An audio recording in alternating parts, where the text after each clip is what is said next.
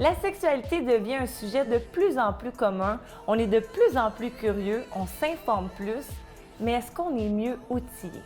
Eh bien, aujourd'hui, j'avais envie qu'on aborde les troubles sexuels pour mieux comprendre ces dysfonctions que peuvent vivre les gens et bien sûr, trouver des alternatives.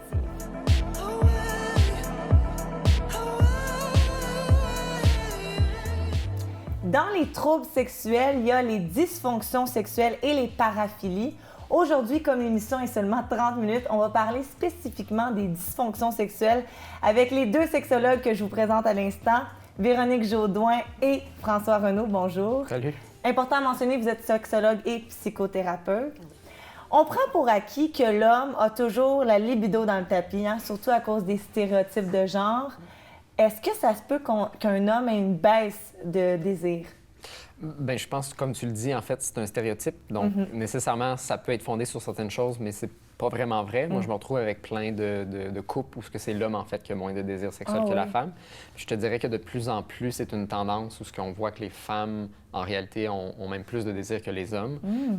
Puis souvent, comme il y a le stéréotype de c'est l'homme qui doit en avoir, bien, ça rend les choses un peu compliquées parce que là, tu as comme le double standard de c'est moi qui devrais l'avoir. Fait que là, c'est encore plus honteux. C'est non seulement j'ai un problème, mais je devrais pas l'avoir parce que c'est moi là. Tu sais, c'est comme un problème de typiquement femme. Puis c'est celui qu'on parle plus souvent aussi chez les femmes, c'est le trouble du désir.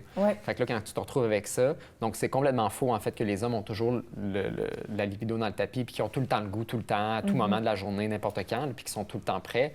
Comme n'importe qui, des fois ça leur tente, des fois ça leur tente pas. Fait que nécessairement, si tu rentres dans le stéréotype puis tu penses que tu dois rentrer, mais c'est souvent là que ça crée des problèmes plus que ne pas avoir du désir en tout temps. Véronique, avais-tu quelque chose à rajouter? Non, ça fait beaucoup de sens. Je suis tout à fait d'accord avec François. Dans les troubles féminins, il y a le trouble du désir et le trouble de l'excitation. Quelle est la distinction entre les deux? François? Bien, c'est que ton désir, en fait, ça va être, par exemple, est-ce que j'ai le goût, en fait? Est-ce que ça me tente d'avoir une relation sexuelle ou un acte sexuel quelconque, que ce soit la masturbation? L'excitation, c'est plus comme ta réponse physiologique. Est-ce que mon corps fonctionne en lien avec mon désir? Donc, j'ai un goût, mais là, après ça, est-ce que je peux... Est-ce que je peux j'ai lubrifier? Des réponses C'est ça, physiques? exactement. Est-ce que j'ai une érection? Est-ce que j'ai une réponse physiologique? Puis tu peux avoir le désir et pas de réponse physiologique, tout comme des fois, tu peux avoir en fait une réponse physiologique et pas nécessairement le désir qui vient avec.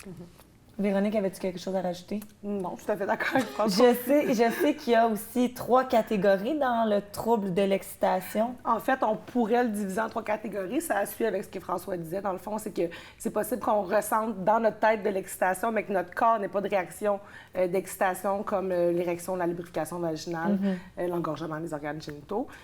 Comme ça se peut que notre corps ait des réactions d'excitation, mais que dans notre tête, on ne se sente pas excité. Et ça peut aussi être les deux à la fois. J'ai de la difficulté à comprendre comment, si on a du désir dans notre cerveau, qui est un peu l'élément déclencheur, comment notre corps ne vient pas répondre. C'est quoi les causes?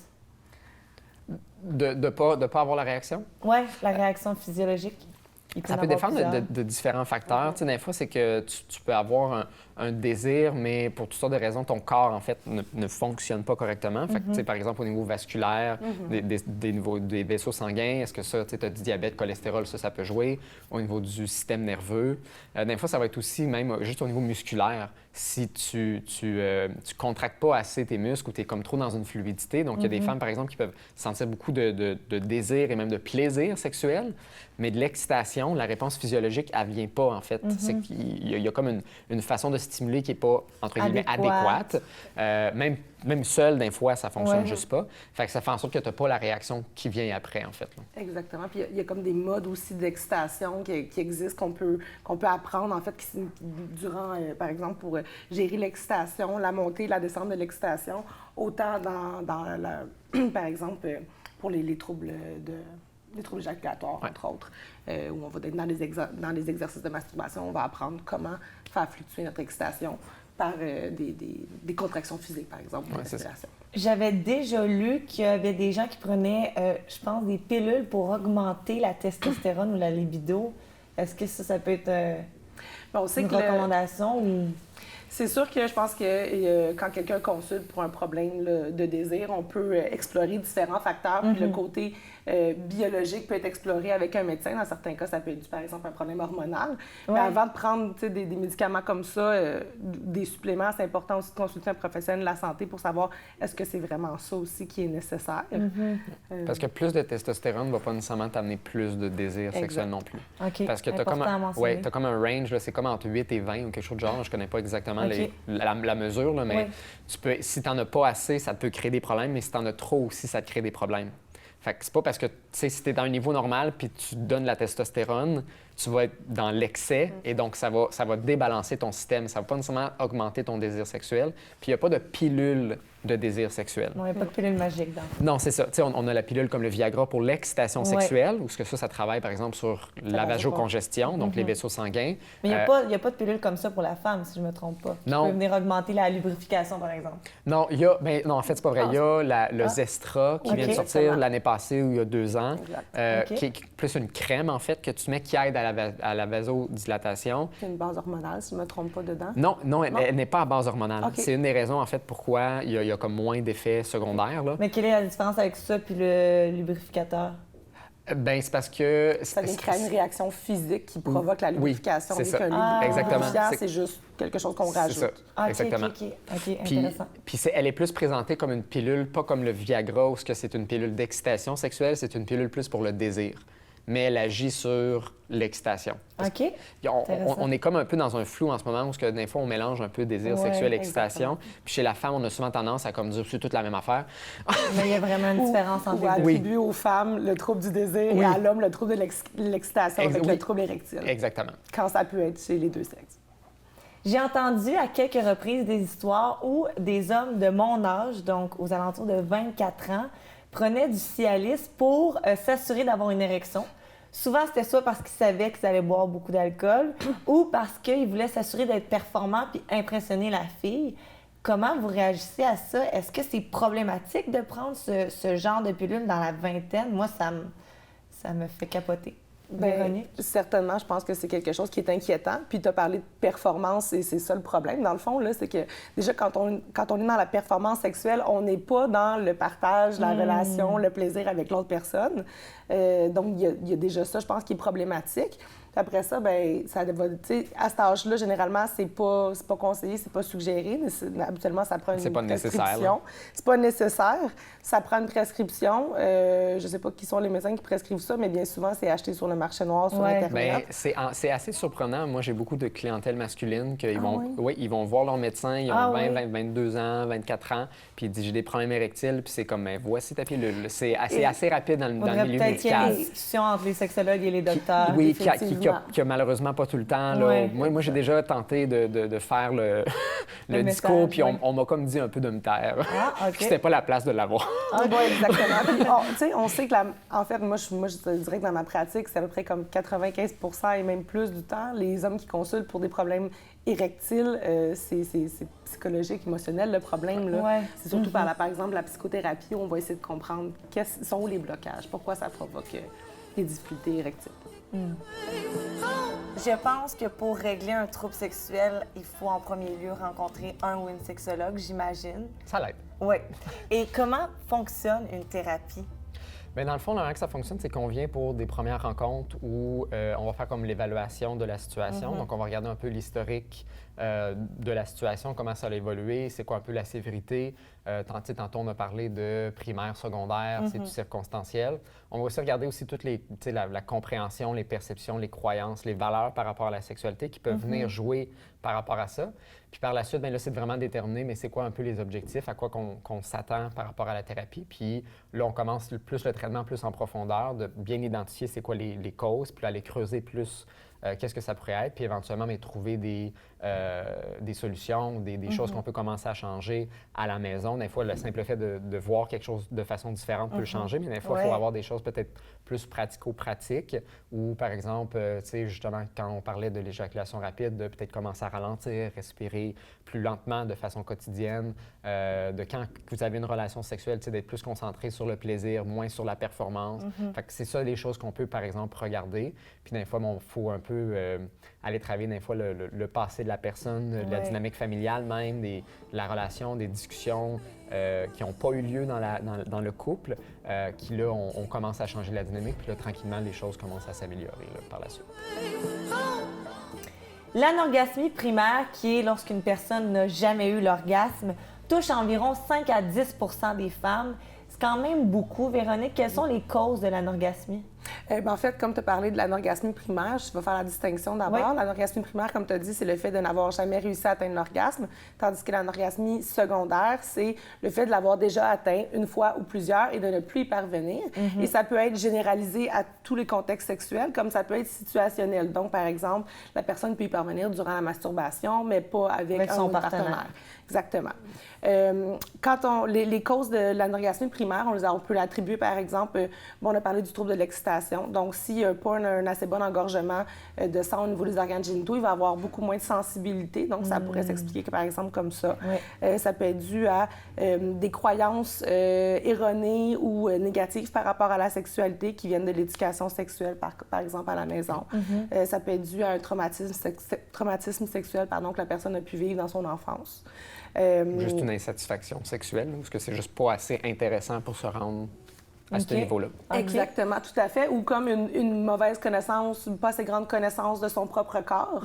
Et donc d'exiger peut-être que quand on a des relations sexuelles avec un ou une partenaire, que l'autre personne sache mieux que nous, dans le fond, ce qui est bon pour nous. Donc si on se connaît pas bien puis on a de la difficulté à guider l'autre personne vers ce qu'on aime, ça se peut que ça soit plus difficile. Dans le cas de l'anorgasmie secondaire, les facteurs sont vraiment multiples. Ça peut être les mêmes choses que je viens de te dire, comme ça peut être influencé par des troubles relationnels. Ça va pas bien dans ma relation, on se chicane fréquemment. Ça vient affecter notre état émotionnel. Et donc, ça peut jouer aussi sur la capacité à se laisser aller. Quelqu'un qui vit un deuil, par exemple, quelqu'un qui a un trouble psychiatrique. On sait, entre autres, que la prise de médication, comme les antidépresseurs, peut avoir un effet direct sur la réponse sexuelle puis empêcher la capacité à avoir un orgasme. Ça peut être dû à une image négative de soi, de notre corps. Quelqu'un qui se dit « Ah ben là, je ne veux pas me mettre dans cette position, j'ai des bourrelets, j'ai des vergetures. » On n'est pas dans le moment présent en train d'apprécier, on s'inquiète pour certaines choses. On ne vit pas le moment présent du tout. Exactement. On est comme dans la performance, en fait, mais du corps, par exemple. Tout à fait. Donc, on s'éloigne du plaisir. Puis, il peut y avoir des réactions, des causes qui sont physiques. Si quelqu'un a eu un accident, une atteinte au niveau des nerfs, une blessure, son temps de douleur, puis que c'est pas une douleur qui est souhaitée dans un contexte de jeu sexuel, c'est sûr que ça peut affecter aussi notre capacité à nous laisser aller. Ou juste comme le diabète, en fait, peut rendre ça plus difficile. Parce qu'au niveau de la vasocongestion, les vaisseaux sanguins, mais c'est plus difficile d'avoir une circulation sanguine, mais c'est plus difficile d'avoir lubrification et donc avoir ton orgasme à la fin. Puis comme j'expliquais tantôt, même par l'utilisation de ton corps, si t'es comme trop fluide, puis t'as pas assez de tension, mais tu peux peut-être jamais atteindre l'orgasme. Ça peut être très plaisant, très excitant, mais c'est comme tu montes jamais assez pour aller au seuil de l'orgasme. Le lâcher-prise est une partie très importante pour atteindre l'orgasme.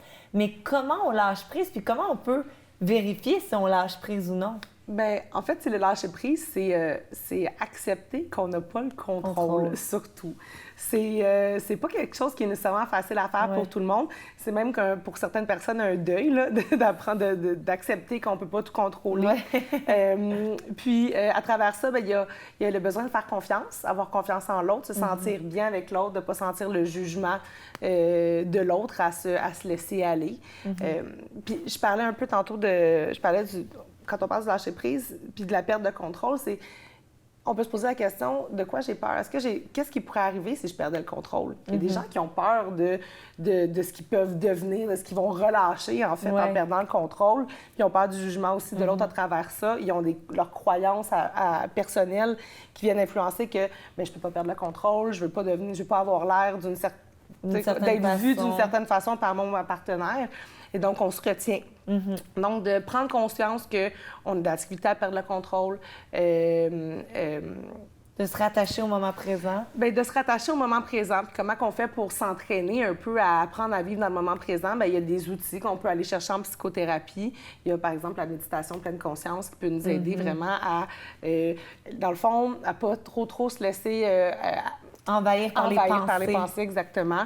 Puis apprendre à être en connexion avec l'autre personne puis à se centrer sur notre plaisir. Des fois, en fait, c'est lâcher prise d'avoir un orgasme. Oui. Moi, oui. la manière que j'en parle souvent à mes clients, c'est la sexualité ou la réponse sexuelle, c'est comme un adolescent rebelle. Plus tu veux y faire quelque chose, moins il va vouloir le faire faire. Ouais. Fait que plus tu t'acharnes à dire « je vais avoir un orgasme, je vais avoir une érection, je vais avoir de la lubrification », plus qu'il ne fonctionne pas, en fait. Fait que des fois, c'est de lâcher prise à vouloir quelque chose Ouais. ou un objectif ou un but final. Puis c'est là, souvent, en fait, que ton corps va fonctionner tout seul parce que c'est un réflexe, en fait, la réponse sexuelle. Tu sais, mon bras, je peux décider de le tasser à droite. Mon corps, au niveau sexuel, je peux pas décider d'avoir une lubrification. Je peux stimuler Ouais. Mais je pour peux pas m'amener, contrôler. mais je peux pas contrôler Ouais. d'avoir l'orgasme. C'est pas moi qui fais comme, OK, maintenant, j'ouvre Ouais. la switch, puis ça part. Tu sais, Ouais. c'est comme, ça vient tout seul. Et c'est difficile parce que c'est pas concret, c'est pas comme facilement observable et mesurable. Ouais. Tu sais, on pense par exemple les gens qui essayent de concevoir, d'avoir un enfant, hein, puis qui s'acharnent, puis qui finalement, quand finissent par abandonner Abandonner. l'idée, hein, C'est pouf, là tu sais, qu'ils ont- je veux dire, c'est pas scientifique, mais on voit qu'il y a quelque chose dans le lien de lâcher prise, en fait, puis que ça a un effet directement sur notre corps. Est-ce que toutes les femmes peuvent avoir l'orgasme ou non? Physiologiquement, il y a des femmes qui l'auront jamais. Il n'y a pas d'absolu. Donc, j'imagine que c'est possible qu'il y ait des femmes qui n'y parviennent pas. Est-ce que c'est à cause d'une condition physique qui fait qu'elles n'obtiendront jamais une vasocongestion assez bonne pour avoir assez de Ok, sensibilité? Si on y va vraiment juste à l'aspect physique, j'imagine que c'est possible, mais on sait que c'est tellement influencé par beaucoup de facteurs, la Oui. sexualité, comme on en a parlé, que je pense que les avenues sont quand même assez vastes pour essayer de voir, tu sais. Des fois, c'est qu'on n'a juste jamais trouvé la cause. Ouais. C'est dans le sens où il y a tellement d'hypothèses possibles où tu peux avoir des conditions médicales ou même des fois, tu as une condition médicale, mais on ne le sait juste pas, en fait, tu sais, Ouais. que tu as une désensibilisation au niveau du clitoris ou c'est moins sensible que d'autres personnes, mais on peut pas vraiment tant le mesurer, Mais cet ça, par aspect-là. exemple, est-ce qu'il faut rencontrer un docteur pour mesurer Bien, il n'y a ça? pas vraiment tant de choses qui peuvent te permettre de le faire. Tu sais, si par OK. exemple, tu as une blessure médulaire ou tu es Ouais, paraplégique, exactement. tu sais, là, on va le faire. Mais quelqu'un qui fonctionne correctement ou qui n'a pas eu de blessure. paraît en Oui, c'est grande ça. forme. Puis, tu sais, on peut peut-être, tu sais, il y a comme des petites expériences. Il y a une sexologue qui fait ça là, avec justement des personnes paraplégiques, mais tu pourrais le faire avec quelqu'un parce que tu touches avec des petites affaires, puis tu peux voir, OK, est-ce que tu sens quelque chose, est-ce que tu sens pas quelque chose, puis tu pourrais potentiellement le comparer à quelqu'un d'autre. Mais avoir accès à ça, c'est comme, c'est dans des recherches, je sais pas, dans un bureau de gynécologue qui commence à te poker là, avec Non. des affaires pour le savoir. Fait que, tu sais, c'est pas tant quelque chose en ce moment qu'on peut tant évaluer à ce niveau-là, mais est-ce que ça se peut qu'il y a des femmes, tu sais, des causes même psychologiques que nous, on n'a pas encore découvert, Ouais, qu'on ne exactement, connaît pas, ouais. ou que, tu sais, tu es avec un sexologue en psychothérapie puis tu as exploré plein d'affaires, mais tu vas voir un autre sexologue puis finalement, c'est cette approche-là qui va mieux fonctionner. Ouais. Tu sais, mais ça se peut effectivement qu'il y a des femmes qui ont juste pas la capacité de le faire, puis peut-être qu'ils ont la capacité, mais on n'a juste pas trouvé la solution Aussi, encore. tu sais. Exactement. Donc, dans le fond, c'est de ne pas abandonner puis d'explorer les avenues. Puis Ou des fois d'abandonner, puis c'est là que tu vas l'avoir. Oui, T'as raison, dans le fond. On y pense plus, puis c'est là que ça va arriver. Mais moi c'est comme ça, j'ai aidé une cliente à un moment donné, tu sais, elle mettait tellement de pression à en avoir un. Ouais. Puis j'ai juste dit, mais c'est-tu si important que ça, finalement, d'en avoir un? Puis elle a fait comme, mais non, pas tant. Puis je pense qu'elle n'a jamais vraiment eu, puis c'était comme correct aussi, tu Il y sais. a tellement de plaisir. On peut tellement aller Ben, c'est chercher ça. un très haut niveau de satisfaction Ben oui. sexuelle aussi sans ça. Ça dure 6 secondes, hein, un orgasme. Comme Oui. une relation sexuelle, c'est 10, 15, 20 minutes. Comme si t'es juste acharné sur ces 6 secondes-là, tu perds peut-être un peu Ouais, vraiment. le but C'est bien de la dit. chose. C'est bien dit. Véronique, est-ce que les troubles sexuels peuvent apparaître à n'importe quel moment de notre vie ou au contraire, on va les découvrir très tôt dans nos premières années d'activité sexuelle? Ça va vraiment dépendre d'une personne à l'autre. Il y a des gens que ça va être au tout début de l'activité sexuelle, comme d'autres personnes, ça va être beaucoup plus tard dans la vie. Comme on a vu, ça peut être influencé par tellement de facteurs, autant psychologiques, émotionnels. Donc, si on a des difficultés au niveau de notre relation, par exemple, ça peut nous affecter si on vit des conflits, par exemple, dans le couple. Si on a par exemple, un trouble émotionnel, un trouble psychiatrique, j'ai l'impression que je me répète un petit peu, mais ça peut vraiment être influencé par tellement de facteurs. Puis ce qui est important de retenir, c'est que chez la majorité des gens, on va passer par là. C'est normal aussi. Nos réactions physiques sont influencées par notre état psychologique. Et donc, par exemple, la baisse du désir, c'est tout à fait normal qu'à travers notre vie, ça va fluctuer, le désir. Des fois, il va être plus élevé, des fois, il va être plus bas. On le sait souvent en thérapie de couple, on va le voir, les gens, ils nous parlent, par exemple, on aimerait que la sexualité soit comme c'était avant. On sait que ça se transforme aussi, le couple se transforme, la sexualité. Change. On est influencé par la routine, la vie, les enfants, etc. Donc, oui, c'est normal. OK? On n'est pas des robots. Donc, c'est normal que notre sexualité, la réponse sexuelle va être influencée par tellement de facteurs dans notre vie. Si on a un trouble un peu plus tard dans notre vie, est-ce qu'il est plus difficile à régler ou à changer? Pas nécessairement, mais c'est sûr que plus on avance dans la vie, des fois, plus certaines croyances ou comportements vont être cristallisés. Donc, pour certaines personnes, on prend des mauvais plis, on va avoir l'impression que c'est plus difficile, mais en même temps, il y a beaucoup de gens qui, malgré l'âge, vont avoir beaucoup de capacité d'adaptation puis vont être très flexibles. Là. Donc, super. C'est pas un problème. Est-ce que je me trompe en disant que le trouble le plus fréquent chez l'homme est l'éjaculation précoce? Non, en fait, c'est effectivement le trouble qu'on voit le plus, malgré qu'on parle beaucoup plus du trouble de l'érection, parce que bon, on a un médicament puis on fait de la vente, fait que c'est de ça qu'on va parler. Quand on va avoir un médicament pour l'éjaculation, on va probablement parler plus. Là. Mais oui, j'ai pas exactement les statistiques, là, mais c'est celui qu'on voit le plus là, au niveau des recherches, des raisons de consultation là, chez les hommes. Là.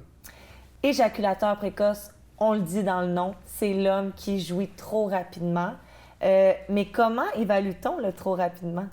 Ça, c'est un débat depuis des années, ou le début de la sexologie, où il y a eu plusieurs définitions. Tu sais, avant, c'était 50 du temps. Avant que la partenaire, quand on était plus dans un monde hétéronormatif là, ou hétérocentré, où c'était juste un homme et une femme, ou demain, si la partenaire n'a pas eu son orgasme, donc il vient trop vite.